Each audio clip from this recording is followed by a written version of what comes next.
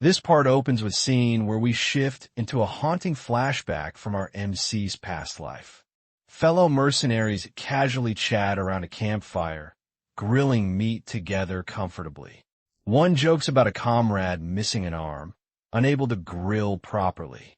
Someone addresses him respectfully as Captain Cecil, discussing rumors about someone infamous. They mention Vanessa, chillingly nicknamed the Red Nightmare throughout the region. This mysterious mage supposedly burned down all of northern Lithuania completely.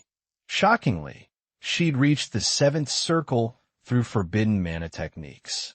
Rumors claim she'd completely lost her mind, slaughtering everyone in her path.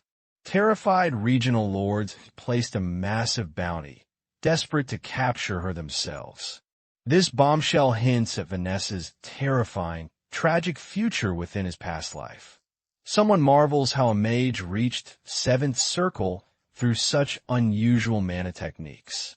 Suddenly, our regressed MC declares urgently, "Let's go recruit her, Claude." Tragically, they reveal we never got around to it in the end. Vanessa had lost complete control of her magic by then. By the time they found her, she was practically already dead. Devastatingly, she genuinely possessed the potential to reach seventh circle properly. She just needed a small nudge in the right direction to flourish. Snapping back to reality, our MC vows fiercely to recruit her this time regardless. Jillian skeptically questions, "Vanessa? That girl from earlier? She didn't look very strong."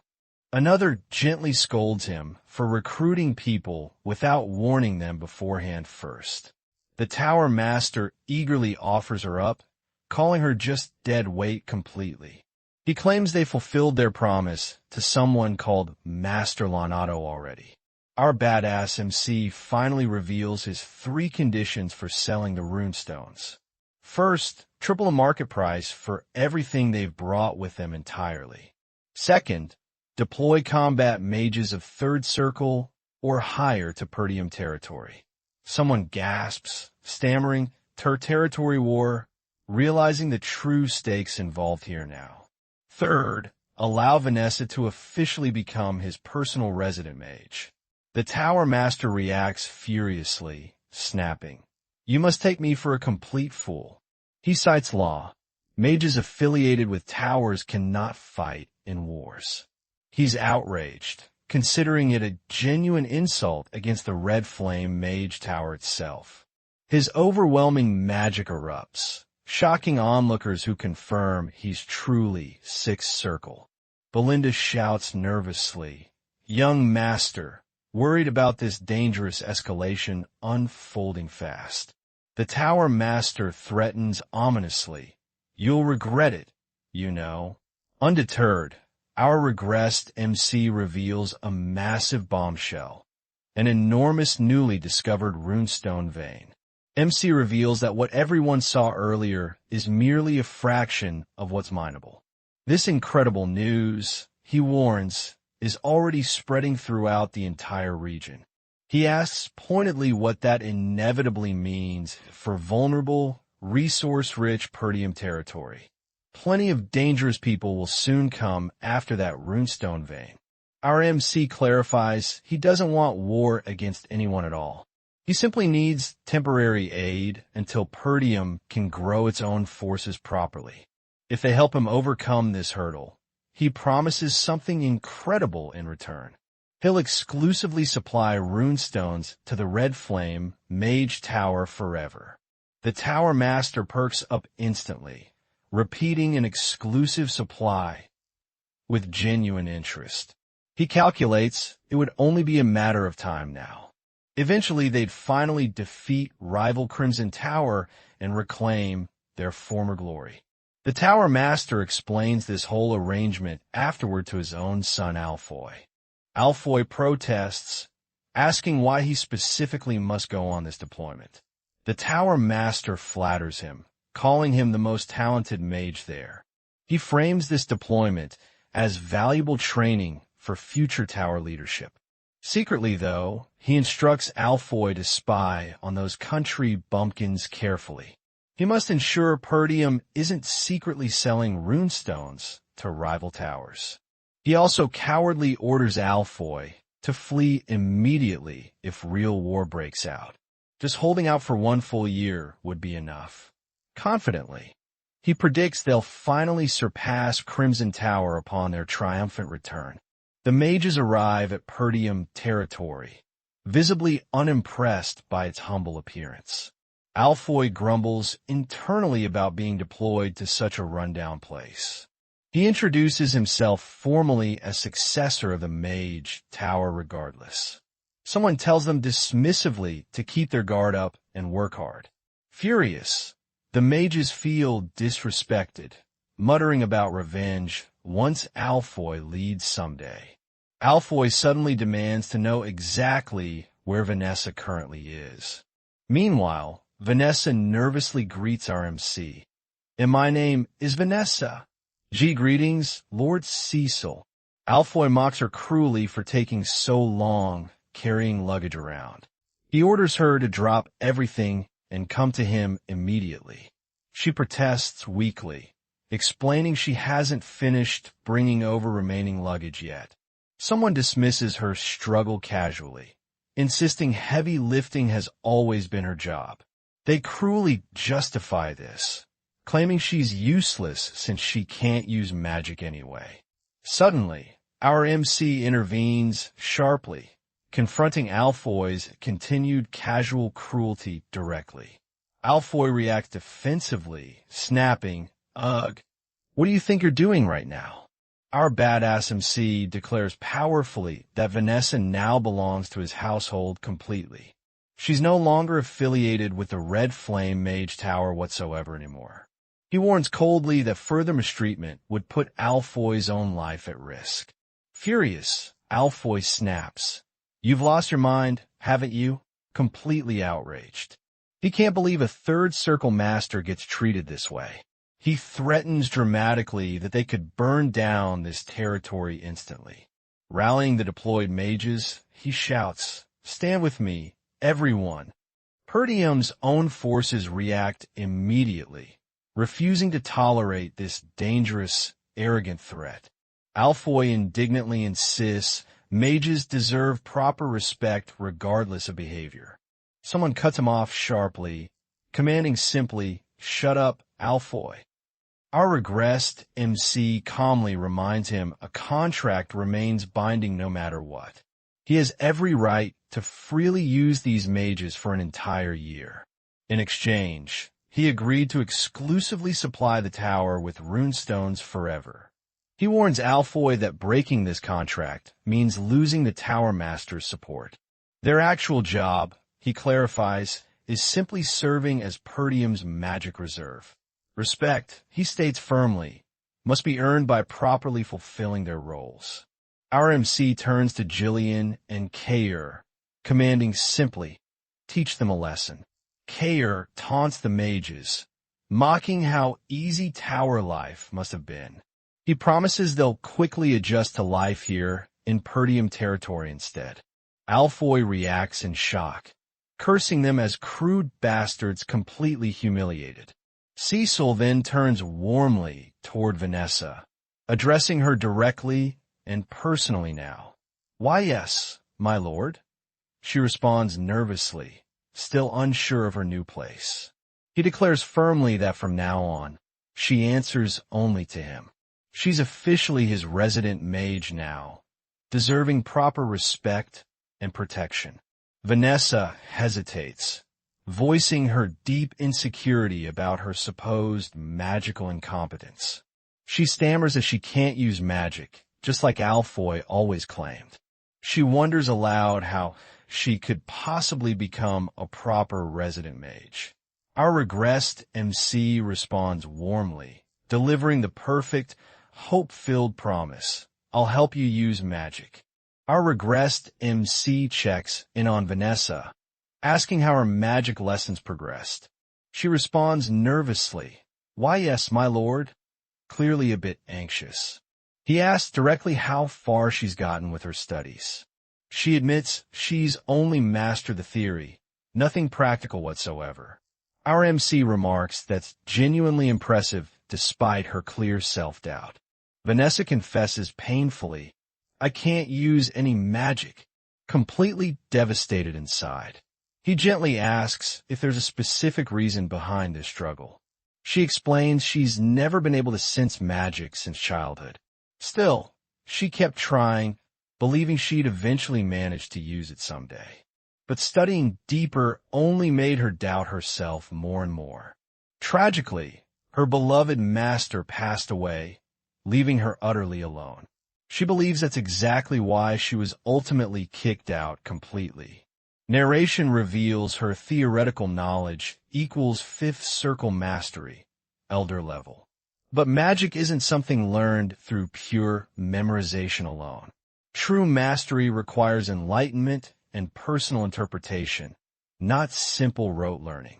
Vanessa knows all the magical theory, yet her body simply can't execute it. Our MC reassures her firmly, "It wasn't all in vain, Vanessa." He explains she was simply following the wrong path all along. He references the infamous Red Nightmare, that mage who burned northern Lithuania. She apparently learned mana techniques despite being a traditional mage entirely. Everyone dismissed her as not right in the head for this. Our badass MC declares boldly he'll teach her mana techniques himself now. Confused, Vanessa questions why she'd need warrior techniques as a mage. He explains both circle magic and mana techniques share the same foundation. He points out she hasn't even attempted this method yet herself. Terrified, Vanessa protests, "And no, that's preposterous," shaking with genuine fear. She warns that doing it wrong could destroy all her abilities forever. Our regressed MC pauses, revealing something deeply personal and profound to her. "In my past life, you had the same look in your eyes as me." Words flash powerfully across the scene. Regret, fury, hatred completely. He reveals the tragic truth behind her past life, transformation into catastrophe. By learning mana techniques with zero guidance, she relied purely on instinct. This left her a destructive force, burning down everything around her completely. But this time, he promises firmly, "You have me now." He vows protectively, "I'll hold on to you," offering genuine, steady support. This confession reveals just how deeply their shared trauma actually connects them both. Our badass MC's determination to prevent her tragic fate becomes crystal clear now. He's using his forbidden knowledge to rewrite her devastating original destiny completely. This emotional moment marks a genuine turning point in their growing bond together now. The intense training begins immediately, our MC channeling his own mana directly. Vanessa gasps. "IT feels hot," completely overwhelmed by the sensation. He warns sharply, "Keep your mouth shut, or the mana road will get twisted." He explains he's imbued his own mana directly into her entire body. He urges her desperately, "Don't let go of this sensation right now." She's told to feel the flow of mana coursing throughout her entirely. Every single part of her body must react to this energy. Our badass MC guides her carefully through this dangerous, delicate process together. The training intensifies further, pushing Vanessa toward her true magical breakthrough. Tension builds as her body struggles to properly channel this foreign energy. This extremely delicate process requires perfect focus before returning safely to center. Our regressed MC remains steady throughout, refusing to let her face this alone at all. The scene shifts into a deeper flashback, revealing crucial backstory for Vanessa's childhood. We meet Lanato, Vanessa's former master, defending her potential against skepticism. Someone protests angrily. "You won't sponsor her anymore?" Vanessa has potential. Tower Master Hubert coldly dismisses this, questioning how they'd prove her ability. He argues that despite her cleverness, she can't be considered a real mage. Leonardo pushes back furiously, demanding, "What are you saying, Hubert?" Hubert flatly states he won't fund her further research and studies. We see young Vanessa apologizing tearfully. "I'm sorry, Master Leonardo." She blames herself, believing her lack of talent forced him from the tower. Leonardo reassures her gently, clarifying he's simply searching for answers elsewhere. He promises tenderly, looking toward the sky together, offering genuine hope. A narration overlay states powerfully, "No place stays steeped in darkness forever." He makes a heartfelt promise. One day, light will shine on you. Back in the present, the intense training continues as Vanessa fights through uncertainty. Leonardo's old promise echoes powerfully throughout this emotional, transformative breakthrough moment. Slowly, something incredible begins happening within Vanessa's long-dormant magical body. The light Leonardo promised finally seems to be reaching her at long last. Our regressed MC continues guiding her steadily through this delicate, dangerous process. Every passing moment brings her closer to unlocking her true, hidden potential. This beautiful payoff finally fulfills the promise made to her so long ago. Vanessa's journey from hopeless outcast to genuine mage reaches its emotional climax. Our badass MC's foreknowledge and genuine care make this breakthrough finally possible. The training sequence unfolds wordlessly, letting powerful visuals carry pure, raw emotion.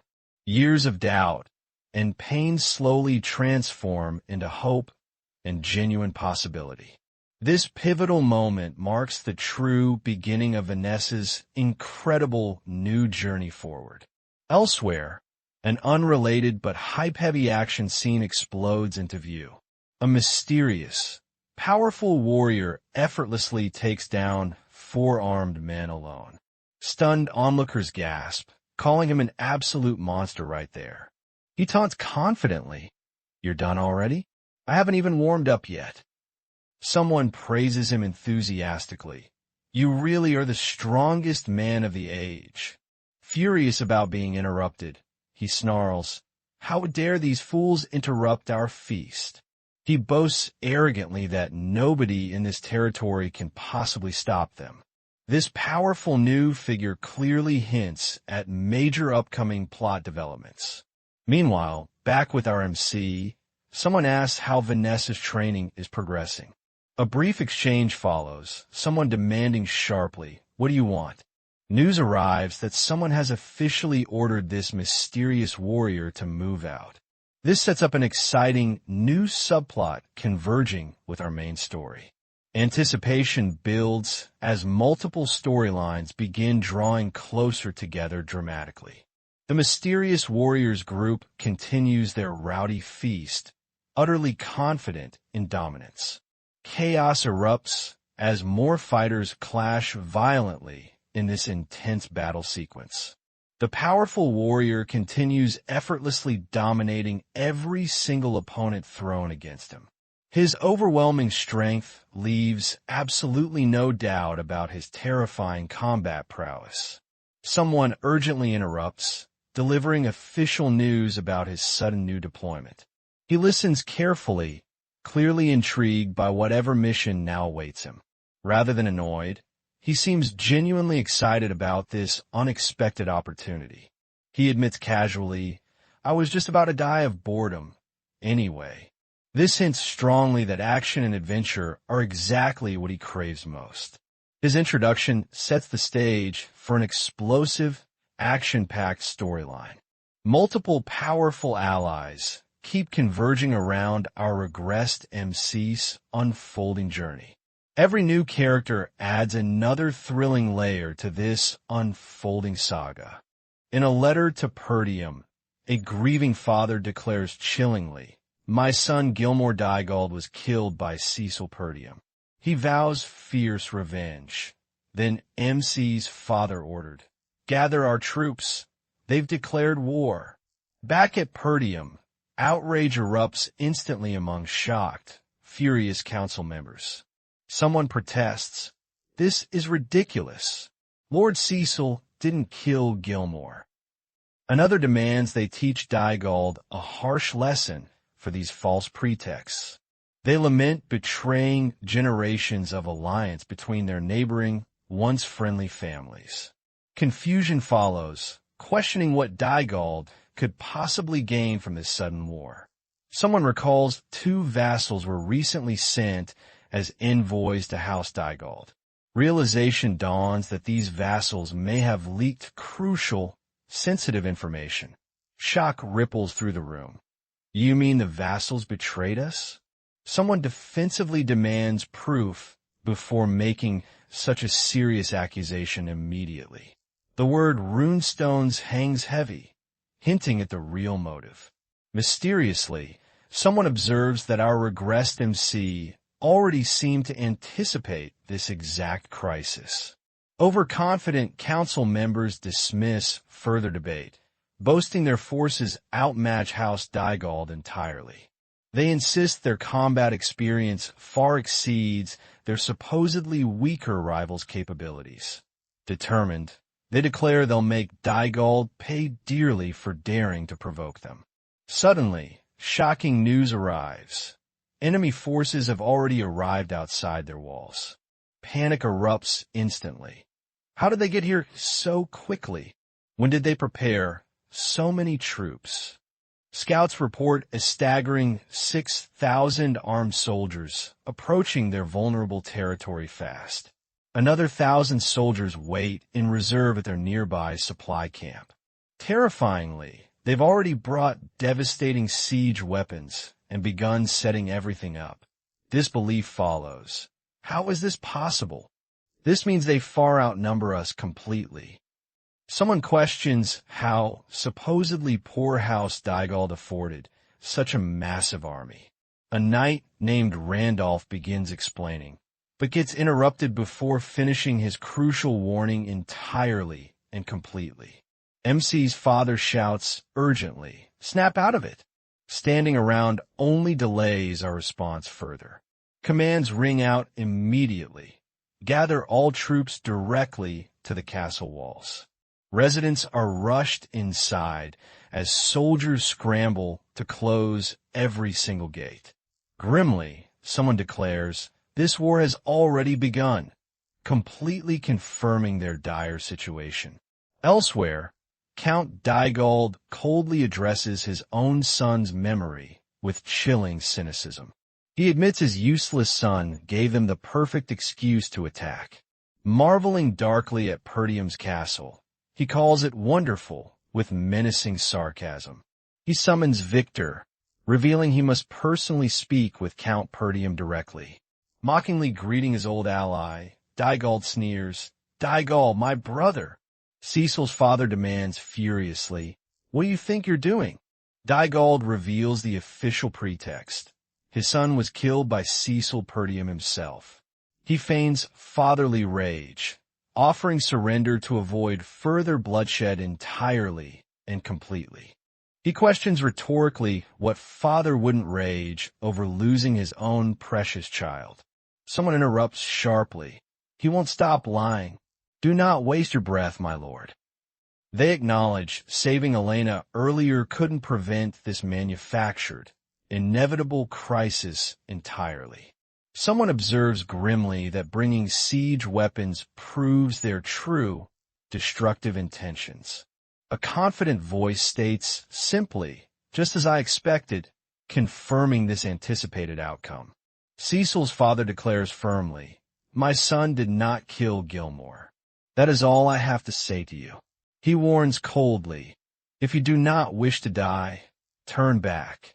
Enemy soldiers marvel at his intimidating presence, recognizing legendary General Zavalter Perdium instantly. They whisper reverently, "You really are the wolf of the north." Dygald threatens ominously, promising Zavalter will regret his defiant words very soon indeed. Someone requests command of the troops. eager to fight despite overwhelming odds against them. He boasts confidently, "They're all just numbers, no strategy. I'll wipe them all out." Someone panics, questioning, "Have you lost your mind?" "We're far too outnumbered." Losing just one battle, they warn, would mean total destruction for House Perdium. Others suggest requesting aid, but doubt reinforcements could arrive fast enough. Retreating to their northern fortress becomes discussed as a desperate last resort. Chaos and confusion grip the council, unable to think clearly under pressure.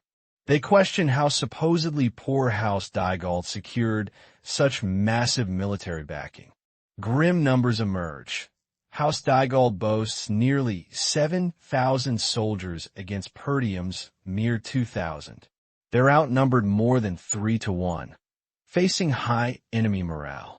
Within 2 weeks, enemy siege weapons will be fully ready to advance.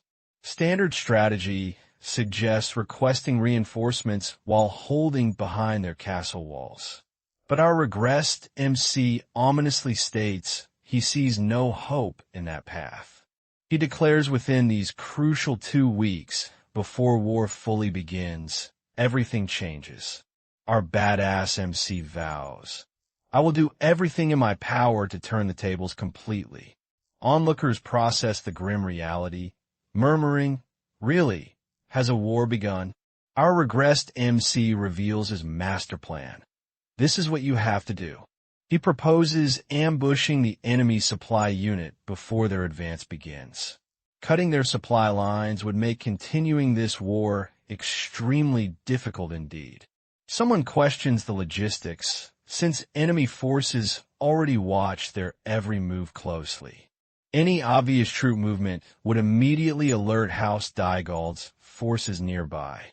Our MC calls upon his trusted allies directly. Kair, Jillian.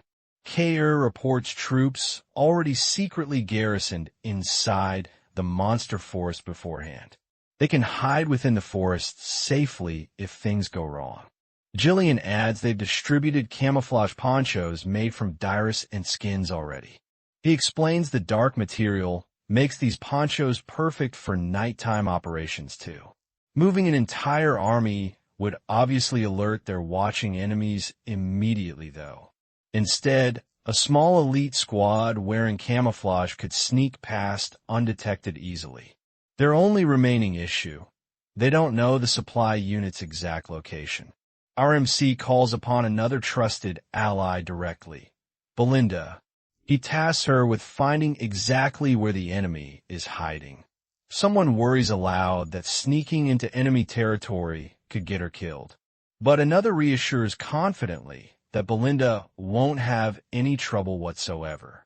Our MC declares cryptically he needs one final, powerful weapon remaining. This weapon, he vows, will deliver the decisive final blow. Time skips forward a few days later to the enemy's supply camp. We meet the traitor, Pavro, former Perdium vassal, now commanding Dygald's supply unit. He gloats about finally receiving his own territory after years of service. His companion agrees, confirming they made the right choice siding with Count Desmond. Thanks to Desmond's reinforcements, they're able to relax safely away from fighting. They gloat further, crediting Desmond's insight for their comfortable, seemingly secure position now. Confidently, Pavro sneers, "Farewell, House Perdium. Part of your land will soon be mine." Meanwhile, the scene shifts to a dreary, ominous night at their camp. Someone remarks the terrible weather is making visibility incredibly difficult tonight. A chilling, confident voice observes, "The perfect night for an ambush, don't you think?" Cecil's covert strike team has arrived, ready to strike decisively. Coldly, MC declares, "We need no hostages," signaling their ruthless, decisive intent. This tense, atmospheric moment sets up an explosive confrontation about to unfold. Our regressed MC's carefully laid trap is finally ready to spring completely. The traitorous supply unit has absolutely no idea what's coming for them. Cecil's covert strike team declares coldly, "We need no hostages whatsoever." The devastating ambush launches instantly, catching enemy guards completely off guard. Panic erupts immediately. An ambush? What were the guards doing? Our regressed MC's mercenary band charges forward, following their meticulously crafted plan precisely. The chilling order rings out. Don't leave any of them alive, completely. At the enemy camp, urgent warnings reach Baron Pavro about the surprise attack. He snaps furiously. "I know that. What were the guards doing?" Someone desperately reassures him they still have 1,000 soldiers remaining. Commands ring out. Stay calm and have them fight off the enemy. But the ambush proves devastatingly effective against their unprepared, disorganized defenses. Shockingly, over 2/3 of Pavro's guards are already completely defeated. Panicking, Pavro tries fleeing desperately, refusing to lose his promised, hard-earned territory now. Suddenly, a familiar voice greets him mockingly from the shadows nearby. "Oh, hello. Fancy meeting you here." Belinda greets him with chilling casualness. Shocked, Pavro stammers, "Be Belinda?" completely caught off guard by her sudden presence. Narration reveals this is Pavro, a vassal who once traveled to House Dygald as an envoy. Not only did he sell them information, he actively sided with them, leading their entire supply unit. Desperately, Pavro begs, "Please, Lord Cecil, I surrender," completely terrified now. Our regressed MC demands directly, "Who is behind this?" cutting straight to the harsh truth. Pavro breaks down completely, confessing, Desmond, Count Desmond, the true mastermind." He explains desperately, "He threatened to kill me, so I had no choice." Our MC reflects internally, confirming his long-held suspicions about Desmond's direct involvement entirely. Pavro pathetically pleads, citing his many years of prior loyalty to House Perdium. He desperately offers himself as valuable ransom material, hoping to survive somehow. Pavro insists Count Dygald would pay a generous ransom for his safe return. He begs, "Raise your head," desperately hoping for mercy from our MC. Grateful, thinking he's spared, Pavro thanks Cecil emotionally for this apparent second chance. He vows to dedicate his spared life entirely to House Perdium's service. But coldly, our MC refuses to negotiate with these traitorous bastards like him. Those who side against House Perdium, he declares, receive no mercy whatsoever. This chilling moment confirms Pavro's ultimate, well-deserved fate for his complete betrayal. Meanwhile, elsewhere, someone asks, "What will you do now, Captain Cecil?" Directly. Our badass MC reveals his next move. "We will head straight for the castle." He predicts the enemy's main assault should have already begun there completely. With everyone's attention fixed firmly on the walls, they'll strike the vulnerable rear instead, sowing complete confusion among the enemy. Our MC assigns crucial roles. Kayer and Belinda support the vulnerable left wall. He himself will personally take the right side of defenses. Jillian confirms eagerly, "Your wish is my command, Lord Cecil, ready for battle." Kayer jokes lightly, "The old man gets to have all the fun." Another asks curiously who will head directly for the castle gates instead. Our MC declares gravely this war will reshape House Perdium's entire history forever. He rallies everyone, get ready to fight, preparing for the coming clash. He instructs firmly, "I will leave their main army entirely to you." Someone questions whether their small ambush force can truly manage thousands of enemy soldiers effectively against such staggering, overwhelming odds stacked against them. This sets up an incredibly risky, high-stakes tactical gamble against overwhelming odds. Meanwhile, back at the castle, the frontal siege battle intensifies dramatically without warning. Someone questions our MC directly whether his small ambush team can truly succeed against overwhelming thousands of enemy soldiers. Meanwhile, back at the castle, the frontal siege battle escalates rapidly and dangerously. Defenders shout urgently, "Fire! Don't let them get any closer," desperately holding their position. But overwhelming enemy numbers force a difficult tactical shift immediately for everyone. Someone shouts, "There are too many of them. Switch to melee combat now." Desperation grips the defenders. We must not let them take the walls. The enemy mocks confidently, laughing, "Ha ha, how wonderful. The victor is already decided." They prepare devastating catapults for an even more punishing second assault wave. Someone dismissively taunts the legendary wolf of the North's apparent, surprising decline. They sneer, "I've expected more from him," completely underestimating Zavalter's true, hidden resolve. This dramatic tension builds toward an explosive, uncertain turning point for Perdium's future. The desperate castle siege continues intensifying with each devastating, agonizing passing moment. Defenders struggle valiantly against relentless waves of enemy soldiers pressing forward constantly. Someone shouts urgently, "The castle gates won't hold much longer," completely panicked now. Others desperately ask, "What do we do?" Facing this dire, escalating situation, Zavalter calmly commands, "Leave the castle gates alone. We will focus on defending the walls." He calls out urgently, "Skovan, any news of reinforcements?" Hoping desperately for salvation. Devastating news arrives instead. Every single territory they contacted has flatly refused aid completely.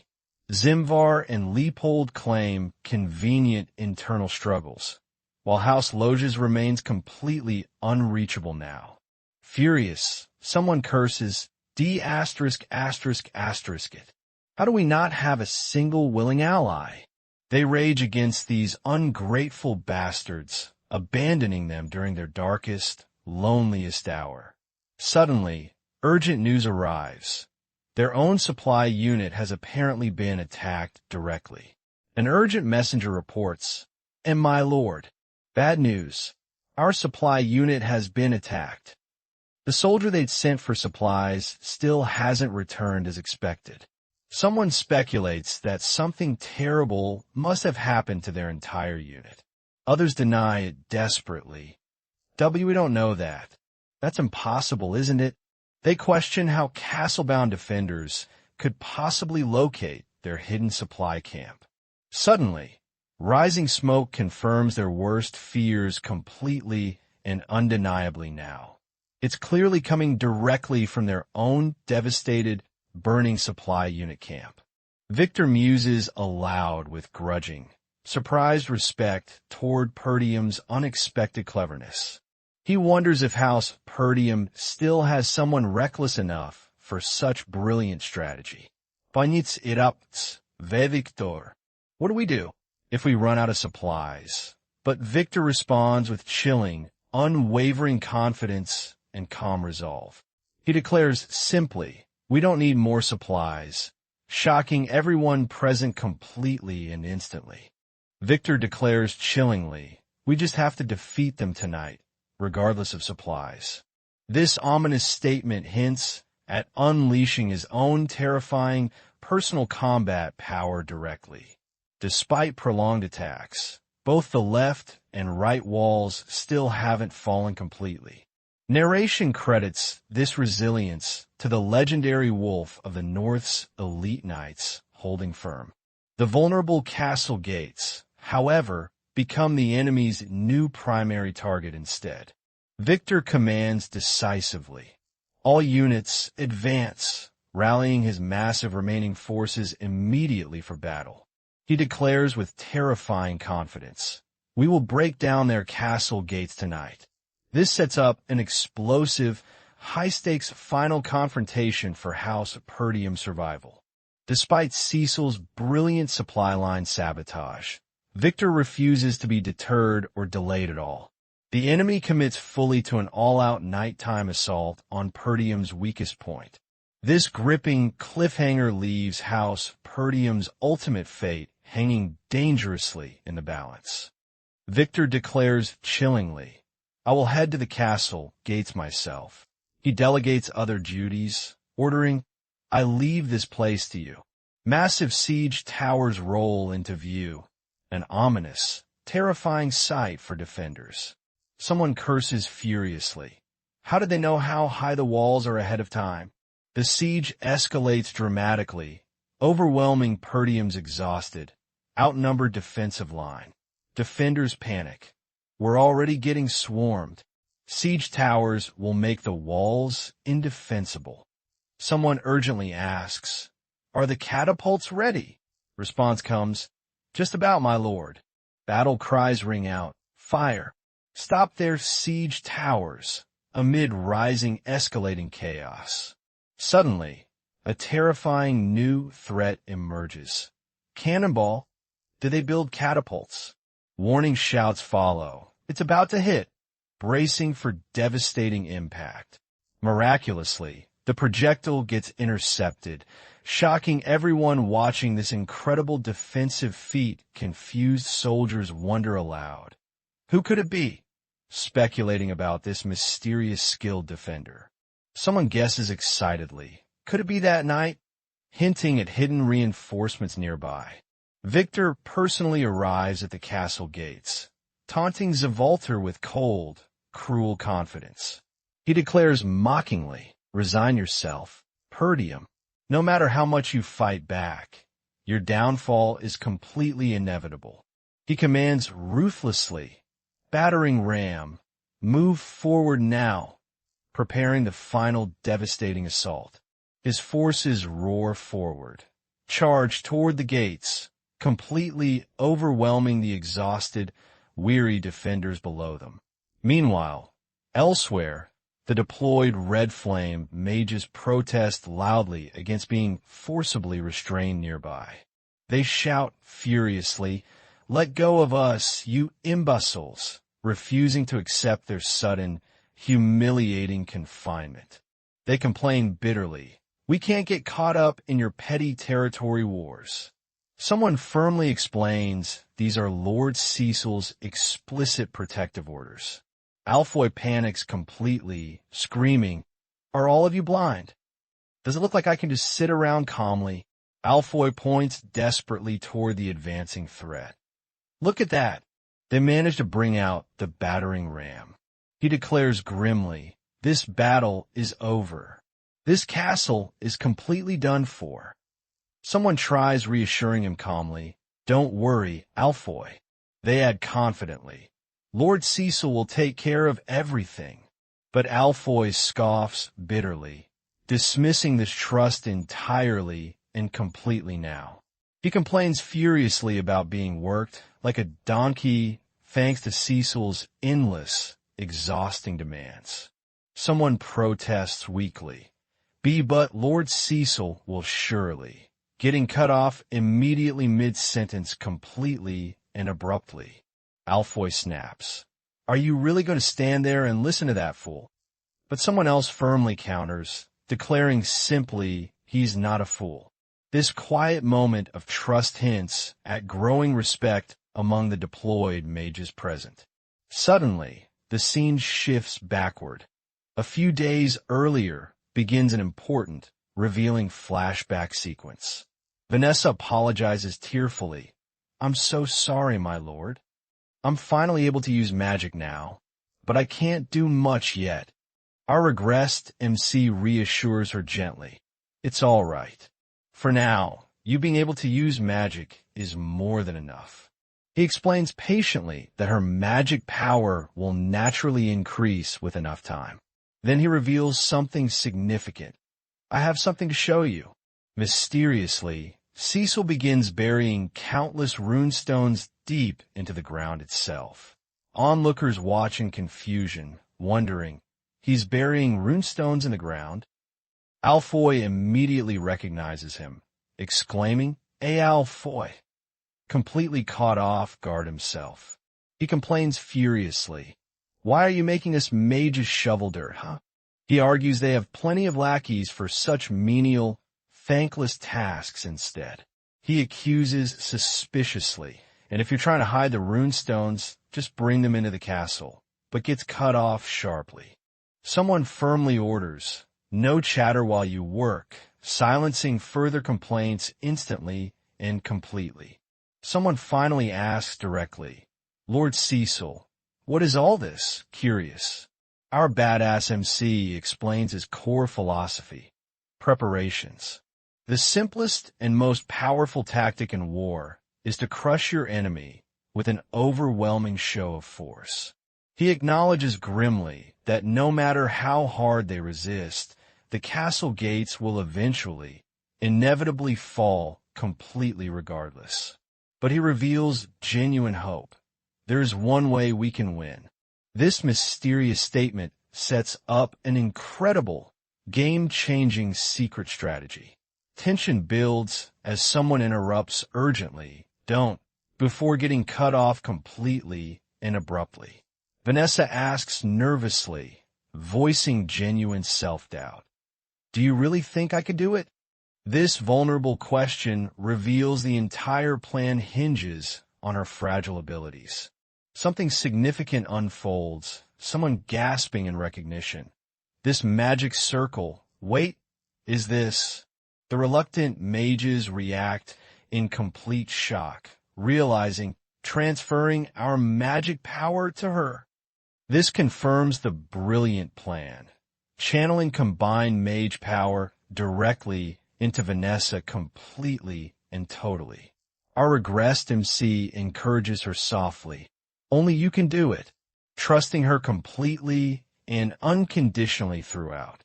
In a powerful, emotional moment, he simply calls her name, "Vanessa." The massive magic circle activates powerfully, targeting the castle gates directly and precisely. Back in the present timeline, defenders anxiously await their crucial signal to proceed carefully. Someone urgently points, shouting, "Look over there, my lord," spotting something significant approaching fast. Someone else notices, murmuring, "That unit," recognizing potential reinforcements arriving completely unexpectedly now. This flashback payoff perfectly explains Cecil's confident, calculated composure throughout the entire brutal siege battle. Everything he's secretly prepared for days is about to converge into one devastating, decisive counterattack against the enemy forces. At the enemy camp, an urgent messenger arrives urgently. "As Sir Victor, I have something important to report." He delivers devastating news. An unidentified cavalry unit has ambushed us from both sides of the rear. Complete panic erupts throughout Victor's entire forces at this shocking, sudden revelation. Someone shouts desperately, "Don't just stand there. Kill them before they can get to us." Disbelief follows. An ambush, completely blindsiding their confident, overwhelming assault entirely. Someone protests furiously, "But we were told Perdium wouldn't get any reinforcements whatsoever." This stunning betrayal of their intelligence completely shatters their strategic confidence instantly and completely. Cecil's covert cavalry strike proves devastatingly effective against their unprepared, exposed rear flank. This perfectly executed pincer maneuver catches Victor's entire army completely off guard.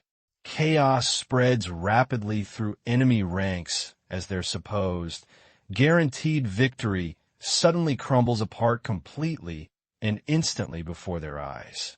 Enemy commanders scream orders desperately, "Kill them before they can get to us right now." Suddenly, shocking disbelief spreads through the ranks. "What? HE's flying." completely stunning everyone watching below. Our badass MC swoops down powerfully, revealing extraordinary, previously hidden combat abilities directly.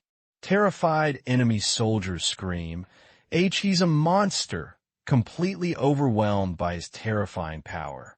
Our regressed MC rallies his exhausted troops with a thunderous, rousing battle cry. Soldiers of Perdium, rise up, he declares triumphantly. It's time for a counterattack, turning the entire battle's momentum instantly. This explosive, hype-heavy reveal marks the ultimate turning point in House Perdium's desperate struggle. Everything Cecil secretly prepared for Vanessa's magic circle to this covert cavalry ambush converges perfectly now. The enemy's overwhelming numerical advantage crumbles instantly against this devastating, coordinated counterattack. Victor's forces, moments ago celebrating certain victory, now face complete and total chaos everywhere. Our regressed MC's thunderous battle cry echoes. Soldiers of Perdium, rise up. He declares fiercely, it's time for a counterattack, rallying exhausted troops instantly. Meanwhile, chaos erupts within House Dygald's entire army as their main forces get ambushed suddenly. Someone screams urgently, it's an ambush. Our main troops are being attacked. Our MC directs his allies.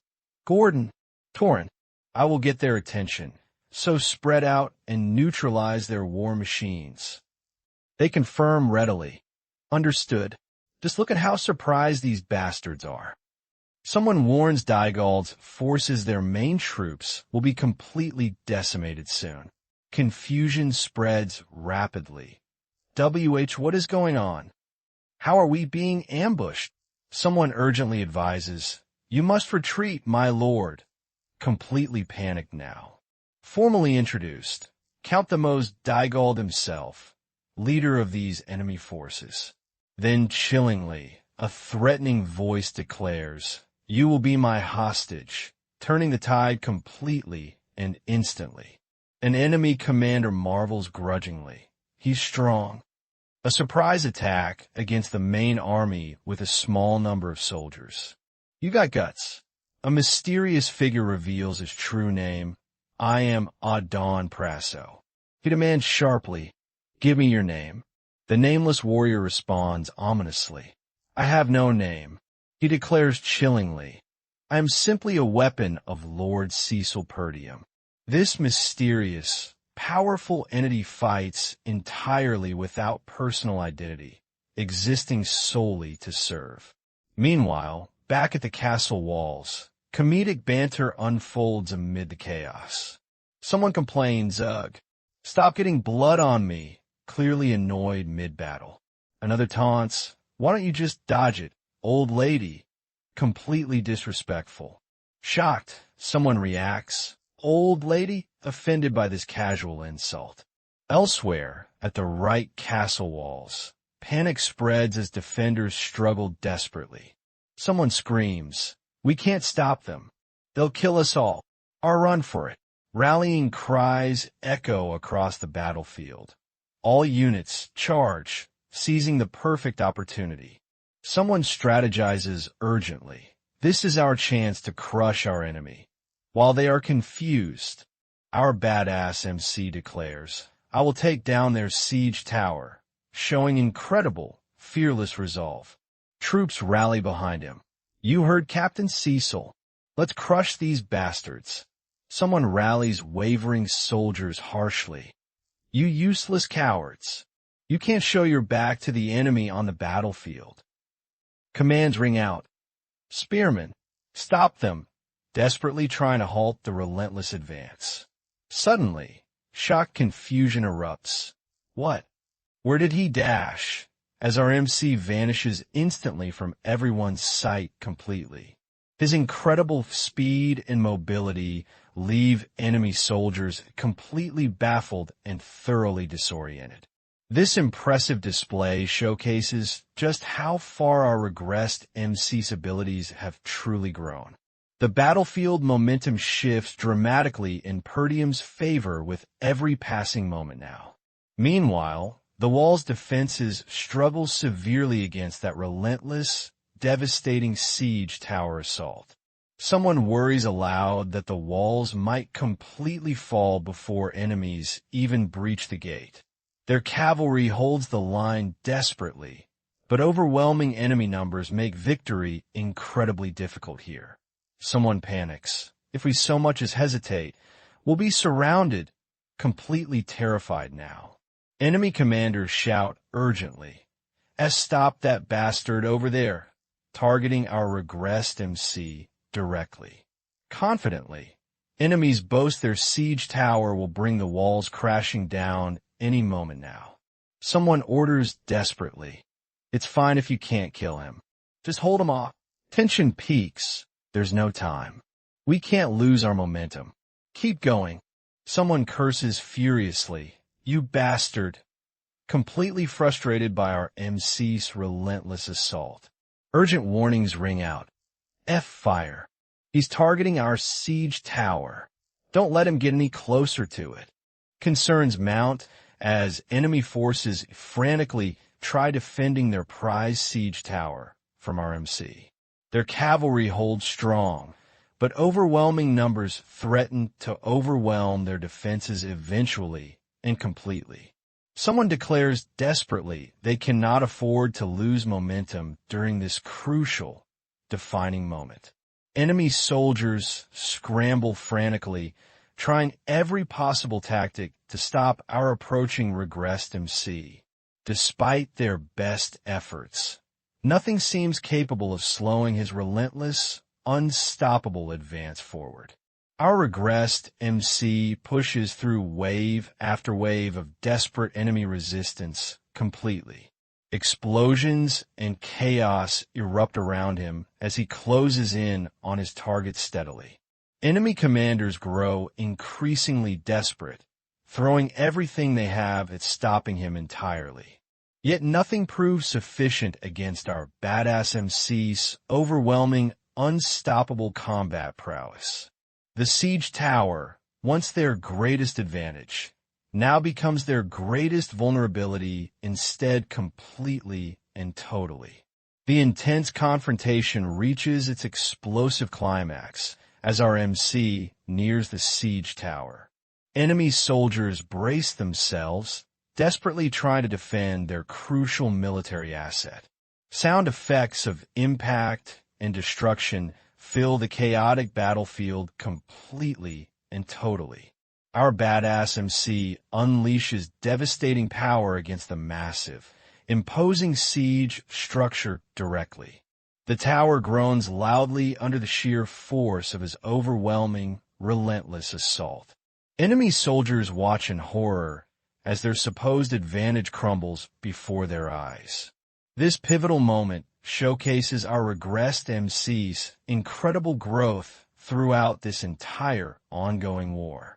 Nothing the enemy throws at him proves capable of stopping his determined advance. The battlefield holds its breath as this decisive confrontation reaches its inevitable conclusion. Finally, the massive siege tower comes crashing down completely, utterly destroyed by his hand alone. Shocked voices cry out, "It's the siege tower. How is that possible?" Stunned enemy soldiers murmur in complete disbelief. He managed to take down a siege tower by himself. This incredible feat completely shatters the enemy's confidence and morale instantly and totally. Meanwhile, enemy command anxiously demands, "Are the castle gates breached yet?" Someone responds nervously, "WL, their defenses are holding out much longer than we ever anticipated." They admit being slowed significantly by unexpected, reinforced gate defenses from Perdium's side. Still, they estimate confidently, "It should only take us another 10 minutes or so." Our badass MC declares his next move directly, addressing his own loyal forces firmly. "I'll handle their commander in that time, so get through the gates by the time I return." This confident, calculated declaration shows his complete mastery over this unfolding, chaotic battle. Every enemy advantage keeps crumbling systematically against our regressed MC's overwhelming, calculated might. The enemy issues a chilling ultimatum to surrounding enemy soldiers directly. Unless you all wish to die at my hand, he warns coldly and decisively. Terrified soldiers stammer. You understood, completely submitting to his overwhelming, terrifying presence. Someone shouts a playful, sassy nickname. Hey, Tin Can with the Wings. This hints intriguingly at a mysterious flying ally, possibly some kind of magical construct entirely. Suddenly, a new challenger blocks their path entirely, declaring firmly, "You're not going anywhere." Confused, someone demands, "Who are you?" Facing this unexpected, imposing obstacle head-on, the response arrives confidently. Kira, captain of the Calveros mercenaries. This triumphant reappearance showcases Kyr's continued loyalty and growth throughout this entire brutal war. Our badass MC's carefully assembled team of allies proves absolutely essential during this climactic battle. Every piece of his master plan continues falling perfectly into place completely.